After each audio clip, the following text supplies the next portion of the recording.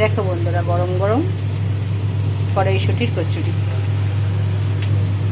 এগুলোকে ছাড়িয়ে একটু ব্লাঞ্চ করে নিয়েছি, মোটামুটি সেদ্ধ হয়ে গেছে, আর এটা ঠান্ডা হয়ে গেছে।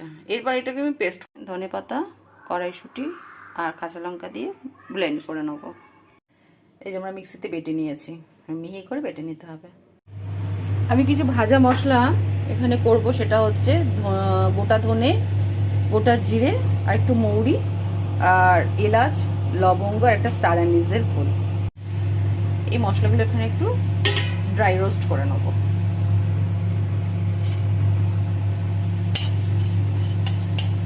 ভাজা মশলা হয়ে গেছে, এটাকে আমরা গ্রাইন্ড করে নেবো ঠান্ডা হয়ে গেলে। একটু কালো জিরে ফোড়ন দিলাম, অল্প একটু হিং দেব,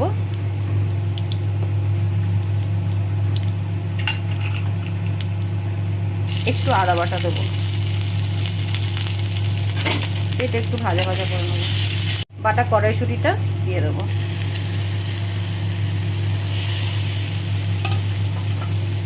এটা একটু মিক্স করে নেবো। পরিমাণ মতো নুন দেবো, অল্প একটু মিষ্টি দেবো, আমরা যেহেতু মিষ্টিটাই খাই ওই জন্য একটু মিষ্টি দেবো, দিয়ে এটাকে কষিয়ে নেবো, সরি ঘেমে যাওয়ার জন্য। একটু হলুদ গুঁড়ো দিয়ে দেবো, ভাজা মশলা 1 চামচ দিয়ে দেবো, 1 চামচ না, ওই 2 চামচের মতনই দেবো।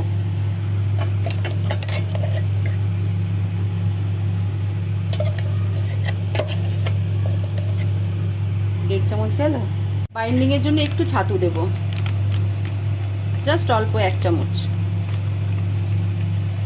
আমাদের রেডি, আমরা এখানে রেখে দেবো।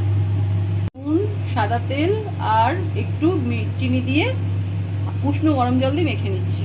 এরকম মাখা হয়েছে বেশ নরম করে, এবার মেখে ঢেকে রেখে দেবো কিছুক্ষণ।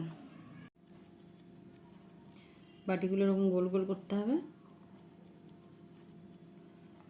দিয়ে এরকম পোরটা আমি একটু বল বল করে নিয়েছি যাতে পোরটা পড়তে সুবিধা হয়। দিয়ে এরকম করে এখানে রেখে দিতে হবে। দেখে নাও,